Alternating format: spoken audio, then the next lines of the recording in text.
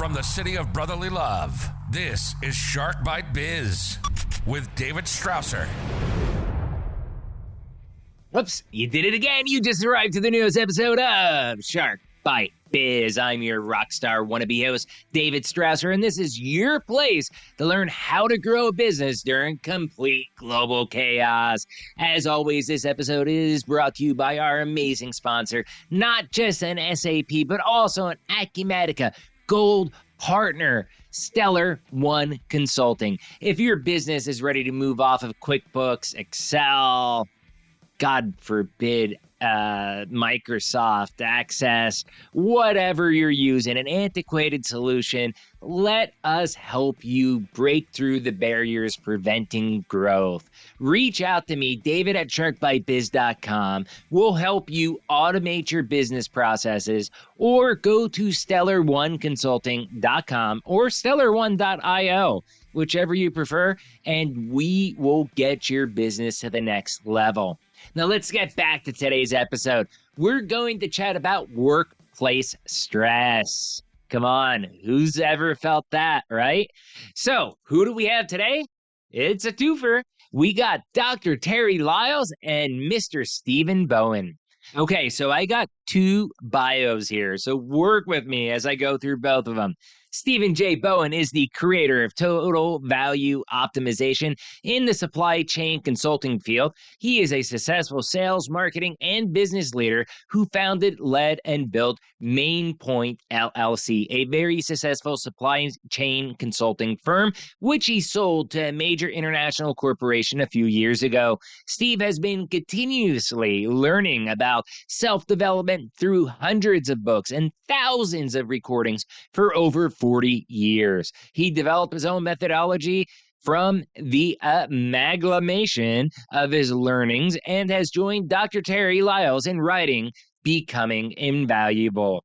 Dr. Terry Lyles holds a PhD, obviously, Dr. Terry Lyles, in psychology, and is recognized as a national/international educator, author, and speaker to universities, schools, Fortune 500 companies, world-class athletes, and public audiences. He teaches groups of all ages how to navigate life storms and enhance performance through integrating psychological and physiological tools, metrics, and practices.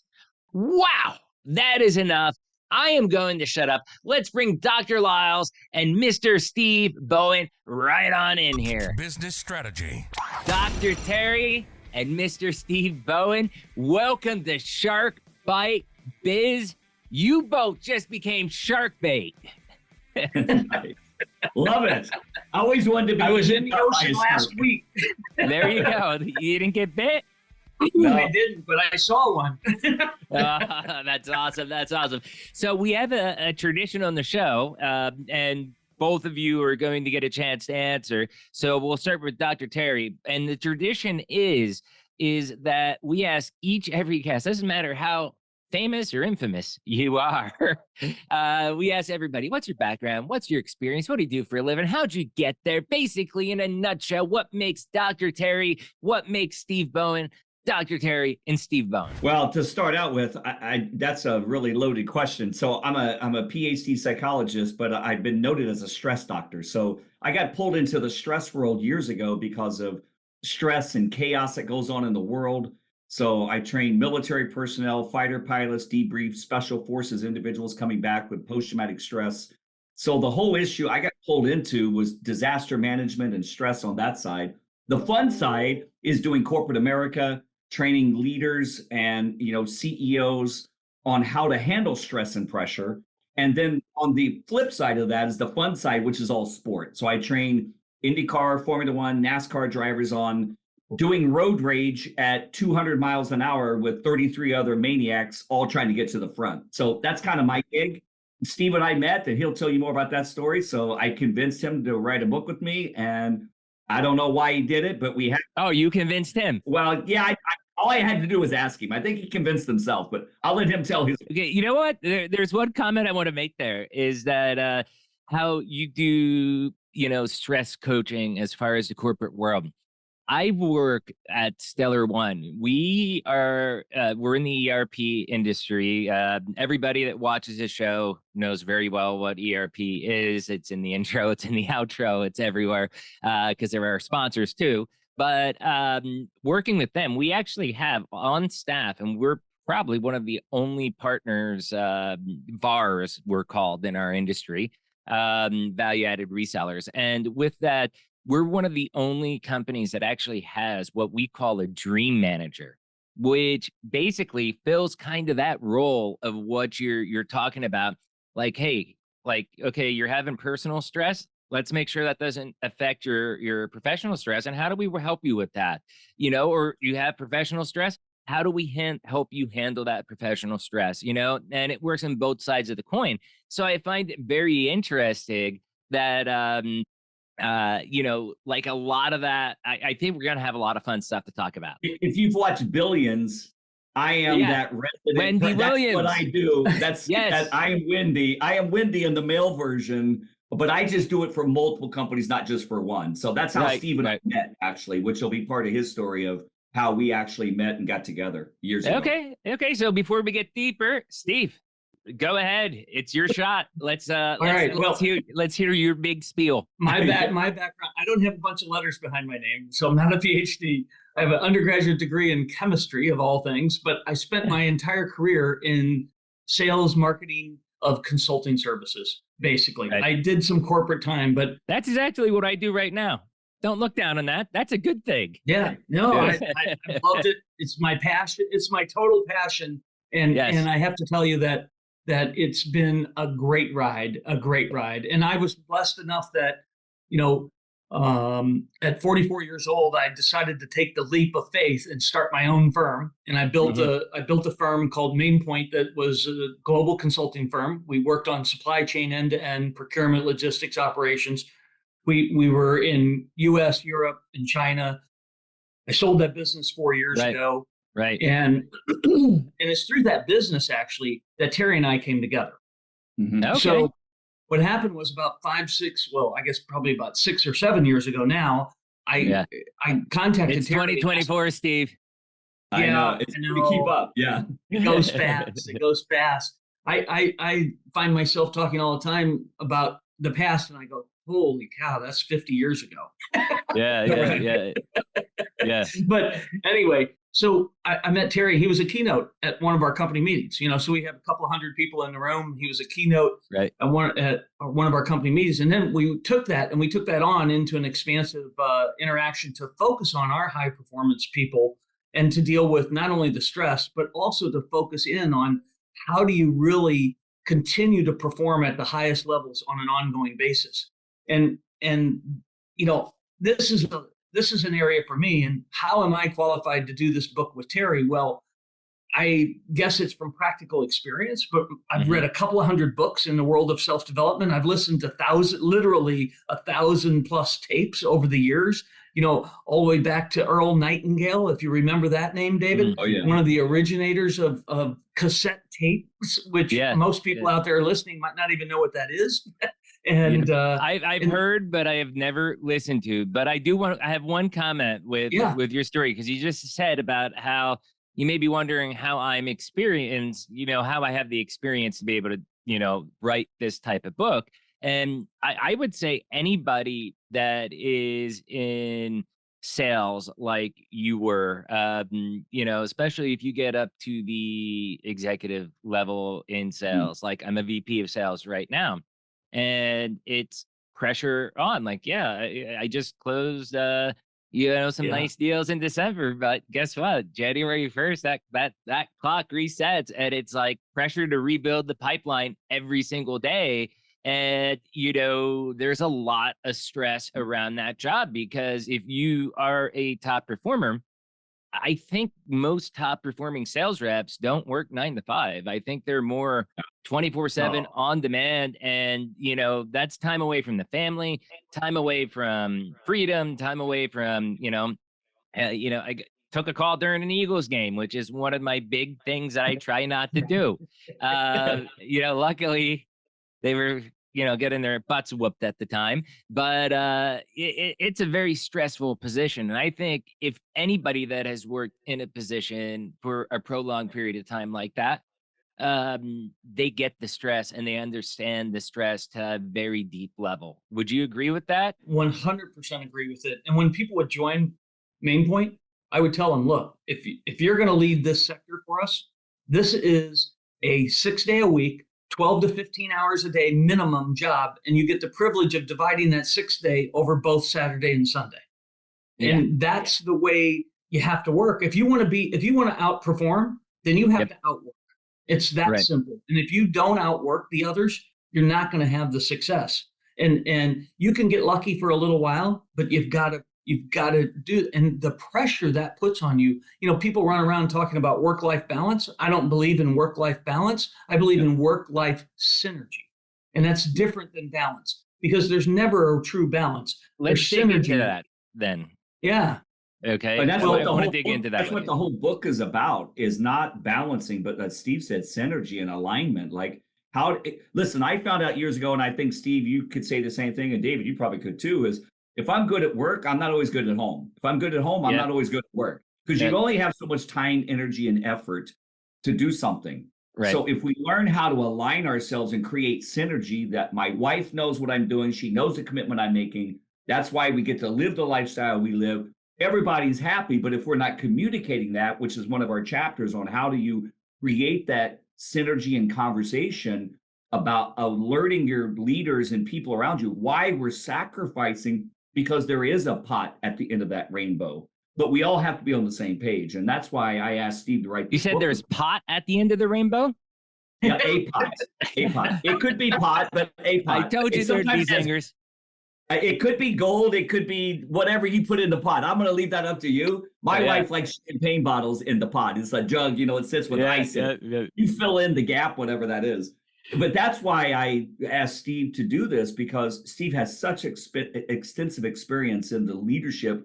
He's one of the best sales guys I've ever met, literally. And I'm not saying that because I wrote the book with him, but that's why I asked him, not 50 other guys.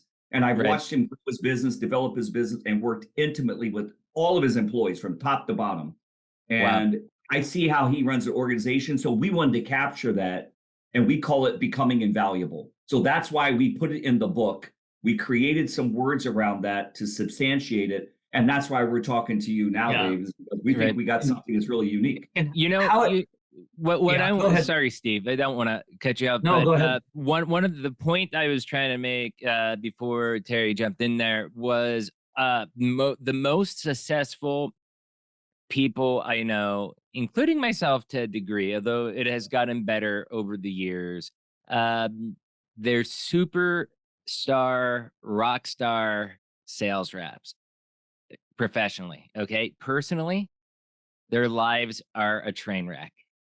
And I found that to be true with probably, I don't know, maybe 75, 80% of the most successful sales reps I've worked with throughout my life.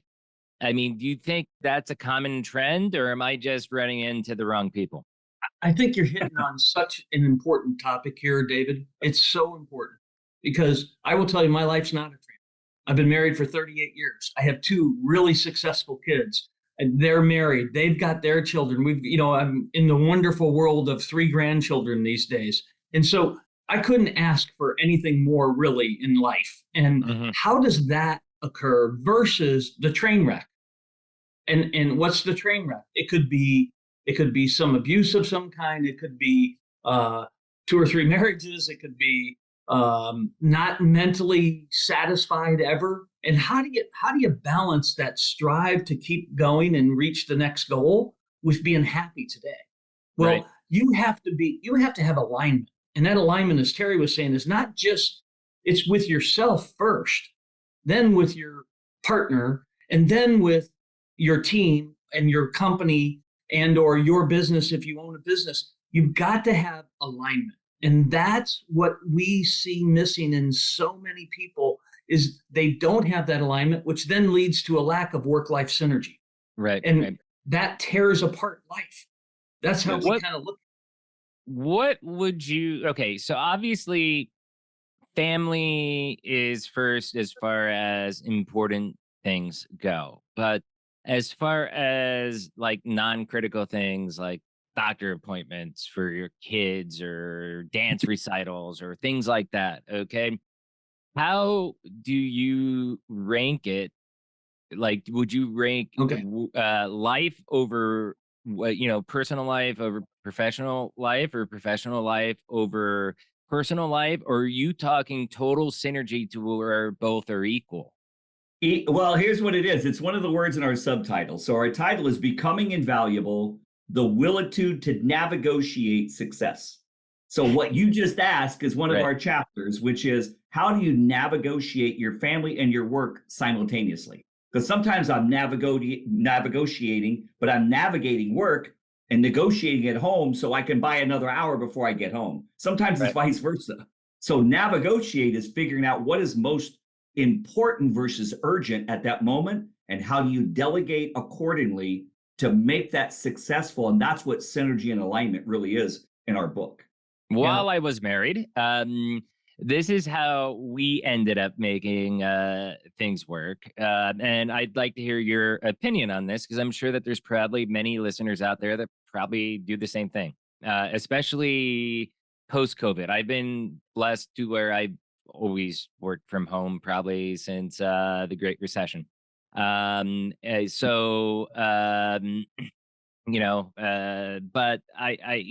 post COVID, a lot of people probably are the same thing.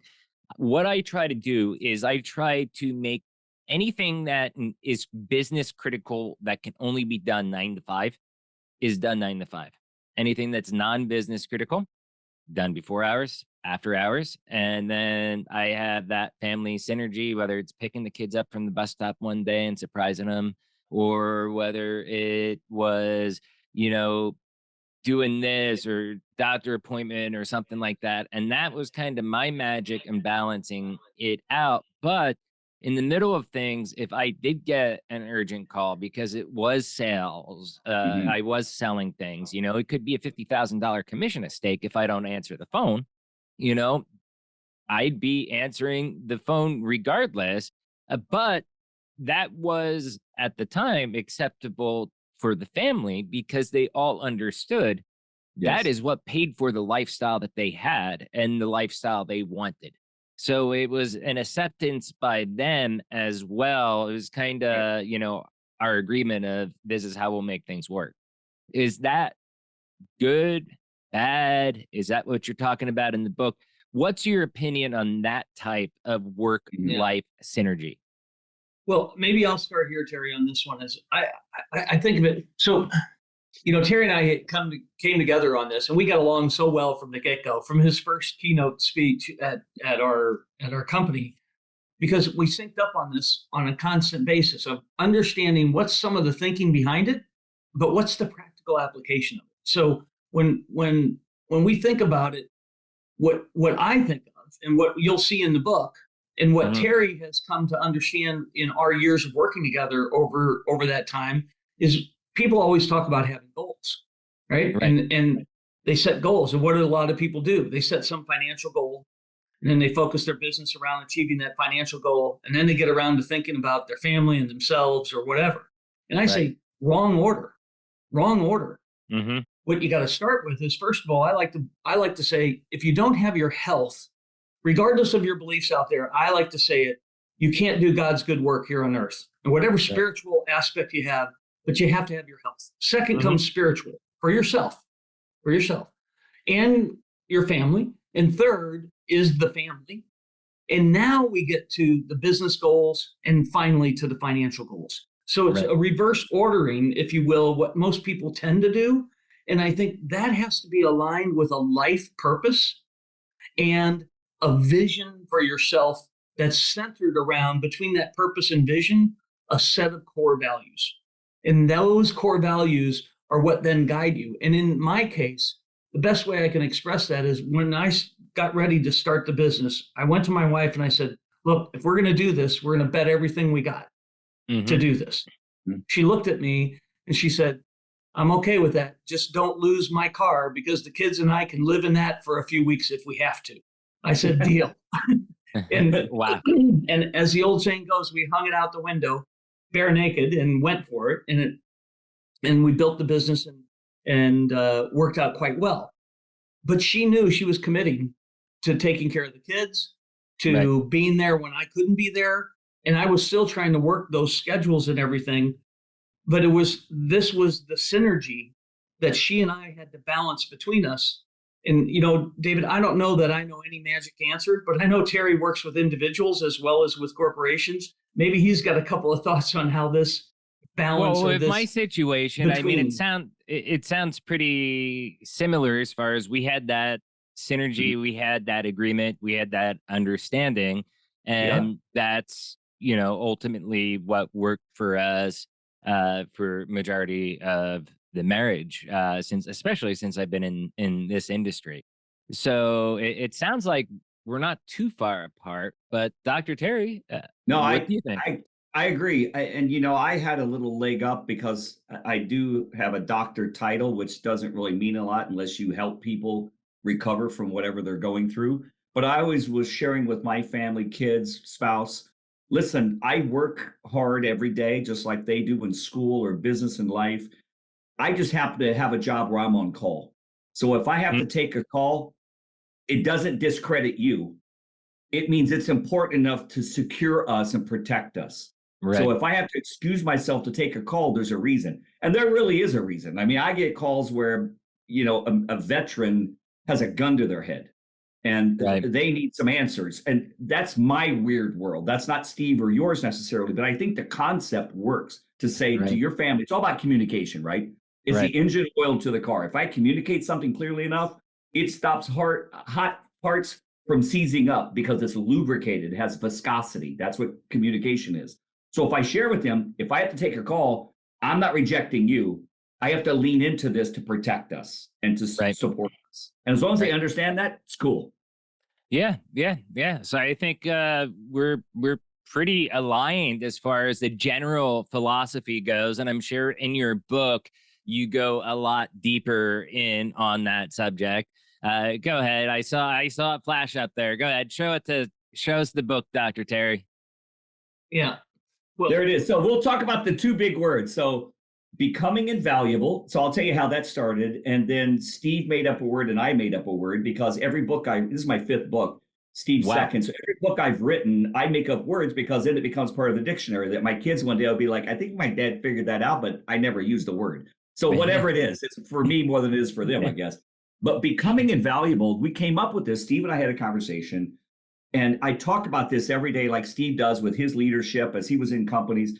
And you're looking for that person, team that has some je ne sais quoi. Like, what is it about you that I just don't want to get rid of? You may be quirky. I don't agree with you. You could even be weird. I'm quirky. Yeah, I am too. Steve's worse than both of us, but whatever, it is what it is. But at some point you go, but I can't get rid of you because you perform. There's something about you. You have this je ne sais quoi that allows you to be unique and different, but yet you meet your numbers, you perform, or you keep clients happy. So the willitude and the navigation is what we came up with. So to put that together, Steve came up with willitude. I'll let him share that, but navigation is what I shared earlier. So becoming invaluable came up with, all of us are able to be invaluable. Invaluable. I love etymology. So we all are able to have value, and it comes down to a pyramid, which is on the front of the book. It's health, strength, and worth. And that's what the book is about. How do you build your health, your mind-body health? How do you build your mind-body strength and performance? How do you create a self-worth with yourself as an individual, your teams, and your organizations? Wow. So how, real quick question before you chime in, Steve, just how long did it take you guys to write the book all together? Like 2 days. No, I'm kidding. It's like birthing a child. It takes a while. It is. Okay. First of all, Terry called me up and said, "Hey, would you want to do this book?" And I said, "Oh, that's a really interesting idea. How about, can I sleep on it tonight? And I'll get back to you tomorrow." I literally picked up the phone and we kind of talked about the concept of what we would be interested in a little bit. And 15 minutes later, I picked up the phone, I called him back, and I said, I'm in. And why was I in? Awesome. Because we already we didn't have becoming, but we had invaluable, right? Right. And if you want to think of invaluable as getting as close to irreplaceable as you can be, then you can put that into the context of two people and being invaluable to each other. You can be an invaluable human being just serving one person and making them better, right? And yet you can be invaluable to many as well. And so when that came about, we said, well, but how are we going to communicate this? And what happened was we came up with the phrase, develop the willitude to negotiate success. And this so-called crunching of two words together was much more than that. So willitude is will and fortitude, right? Okay. And so having the will to succeed and having the mental toughness, which is what fortitude's really become to be known as. It used to be more physically associated, but over the years, it's become more mentally associated. So having the willitude to continue. Now, how do you have that built up? Well, you have to have, as Terry was saying, you have to have the health, which is both mental and physical, and you have to have the ability to garner some of that in combination with your strength, which is the combination of your physical and mental, your strength and flexibility given a certain situation or obstacle you come about. And then how you get through that obstacle is back to what Terry was talking about earlier, which is navigate and negotiate. And as he said, sometimes you're navigating things and negotiating with people, and sometimes you're negotiating things and navigating the people. And so when you can put the willitude and negotiate together, you have the ability to achieve greater outcomes than you maybe ever achieved in your life. And that's what our book's really all about, is how do we help people put, if you will, a thinking and an approach, a process, and a practical way of making this work for them in their lives. And you know, I know there's lots of conversations out there about mindfulness and being at peace with yourself and right. all of that today that kind of comes from that first and then get the results. Well, I don't know about, I can only say this as a business leader. What I need is results, right? Do I right. want you to be happy? I want you to be happy. So I need to work both sides of that equation, but I can't deliver someone's happiness. Right. I can help them deliver the results. And if I help them deliver the results, then they become happier. And if they got the right purpose, values, vision well, I think, Terry, we ought to bring into here the discussion about the I, the we, and the it a little bit, if you want to bring that into bearing. That'd be great. But you've got to have all of that aligned. Right. You know, that's one of the reasons I do love working for Stellar One, because everything like those core values that you just mentioned about happiness and, you know, the results and stuff like that. I mean, that is really, you know, a lot of our core values about how we operate. And our owner, Richard Seller, his name is, who will be on the show eventually, is incredible as far as, you know, building a culture here at this organization to where, you know, the happiness of every single employee is critical. I mean, if you're not happy, you can call Richard up and have a frank conversation with him at any moment. And it's just incredible. Plus, as I told you before, we have our dream manager, Jason Conforti, who also has been on this show as well, too. So it's something that we take very seriously. And it to me, when I was looking at changing positions, it was like almost a no-brainer. Like, yeah, maybe it's a little bit of a smaller company than what I have worked for in the past, but that didn't matter. It was more of a culture fit and a mindset fit for me about how they run and operate that really sold me on the organization. And that's what it comes down to, because the I, we, and it is the I are the individual navigators, like a single seated fighter pilot or an IndyCar driver, NASCAR driver, that you don't have someone sitting next to you to go like, oh man, should I turn here or not? I mean, I don't know. You're by yourself. Mm-hmm. Okay, so that's the I. The we is the team. That's your pit crew. That's your voice in the head that's telling you from a spotter standpoint what's happening, and the whole it of the organization. So if I, we, it. Individual, team is the we, it is the organization. And they're like three cups that fit together. So if you can interchange those cups, sometimes it's about the I, sometimes it's about the we, sometimes it's about the it, but they're all involved. They're all interchangeable cups. So we get into that, like everybody's important. Who's leading? I love Navy SEAL training, been involved in it for years. There could be 7 guys on a SEAL team, and they're all experts. They're all top 1% of what they do. Navigator, best swimmer, best flight guy, best dive guy, best negotiator. But whoever's in the lead, whoever the best jump person is that's going to jump out from 8,000 feet in the middle of the night in the dark, the best jump person is the first one out of the plane. When they hit the water, the best navigator is the first person to take them where they need to go. The best shooter, when they get to the ground, is the person who's the best shot. And the best one that navigates them back, so they rotate. It's a rotation navigation system. That's navigation to me. So the I, we, and it are interchangeable. What we tried to do in the book also, Steve, that I think was very cool that we thought through was, let's interview people that we consider, there's a lot of people out there, but that Steve and I consider invaluable. We have 9 chapters. We have 8 interviews with people we thought were invaluable. Chick-fil-A. Why do people wait so long for a piece of chicken in a Home Depot parking lot, blocking traffic? I mean, it's a piece of chicken. Right. So we interviewed them. They're like, well, here's why. Here's why. And they go into culture. They go into philosophy, into the mission, and people buy into it. Hermes bags, like Birkin bags. You're right. Your wife wants a Birkin bag. It's $50,000 to $500,000, but you got to wait in line for a year. Who would do that? Well, let me tell you why. We have a musician that's on that has been a musician his entire life. We have a general that's been on. You know, we have entrepreneurs, a jet plane owner, organizational person.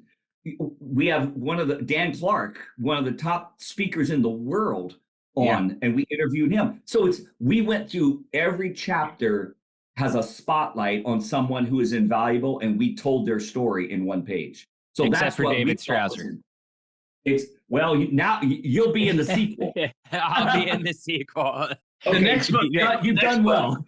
You know, I would like to add one comment here, because I think this is, people get kind of some things confused sometimes in their head. They see an organization with a purpose and a set of values and a vision, and then it gets down to team and individual performance. Well, I like to think, I like to ask people, what's your purpose in life? Yes. Because the same applies to the individual. If you have a true purpose, that means, why do I exist? Mm-hmm. If you can really answer that question, then you have a real purpose. And then values, I'm just going to give one example, because it was true in my company. Our first value was called character. In my personal life, my first value is called character. And the way I think of it is, do the right thing even when no one else is looking. Right. Period. You can throw all kinds of other words, integrity, trust, all that stuff goes into that.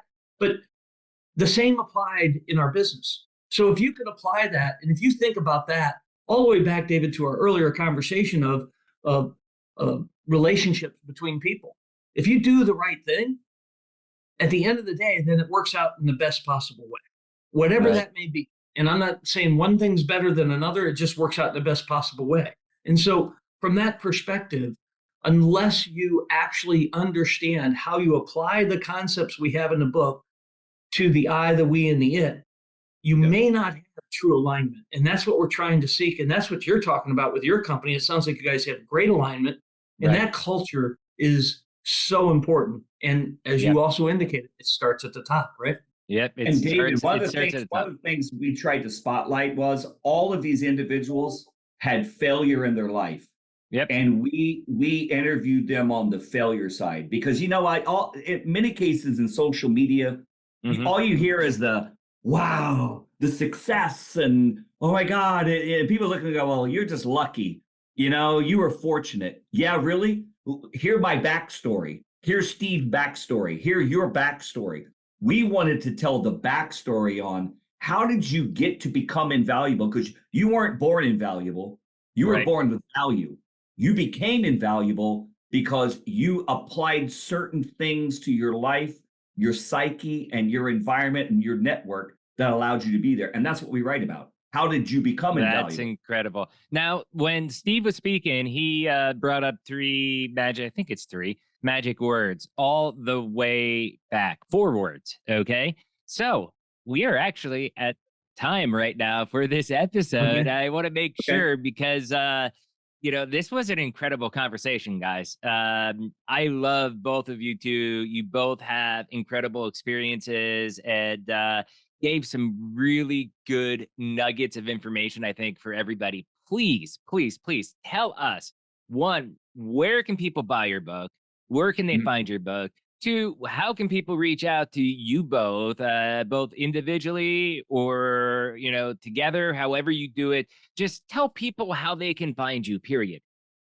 Okay. Yeah. I'll start out with, just Amazon is where we've had most of our success just over the past couple of months, 2.5 months. And we've had great success already just by word of mouth and getting the like with you. Thank you for allowing us to be here. So Amazon. Thank you for the autographed book. It's coming. You just haven't seen it, but it's this one. This is what you'll see. So it's coming. So it's on Amazon, Becoming Invaluable, or they can go to becominginvaluable.com and reach out to both of us. And I'll answer the phone, and Steve may or may not because he's kind of retired. So we can do that however he wants. Yeah, I'm retired, but I'm here, aren't I? You are here. You are here.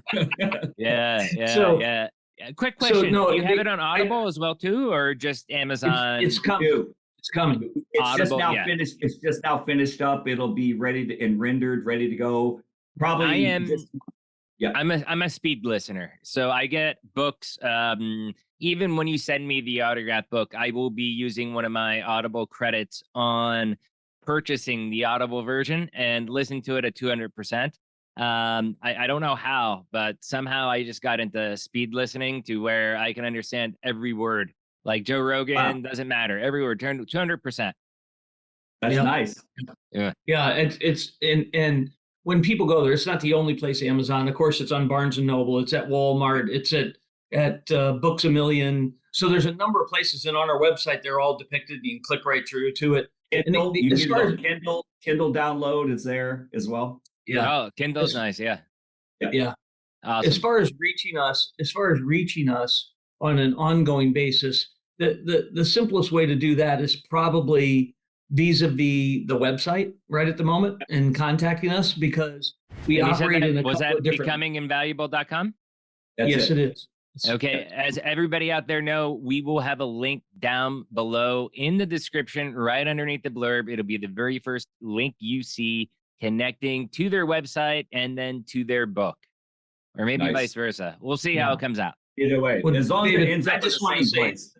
Thank you for inviting us to join you. It's been an interesting conversation. I think we could probably talk about topics for a couple of hours without a problem. I honestly think we could. I got to shut this off at some point. But this was an amazing discussion. Thank you so much, both of you, coming on, Dr. Terry and Steve. I wish I could call you Dr. Steve, but I can't. Sorry. But thank you for coming on. You guys are incredible, amazing, and I love how you're helping people just unlock to get to the next level by becoming stress-free.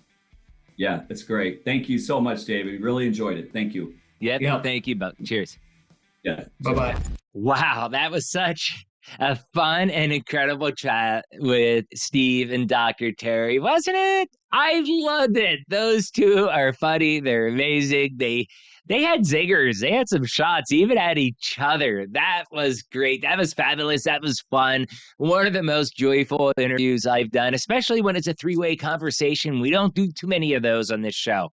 First, you all know the routine. If you found this interview helpful, if it sparked some warm and fuzzies, do me a favor. Hit that like button, smash that subscribe button. But if you really want to help us out, because you know Shark Bite Biz is one of the greatest kept secrets in the world of small business, please share us out to your friends, your family, your colleagues, anywhere that you dwell on the interwebs.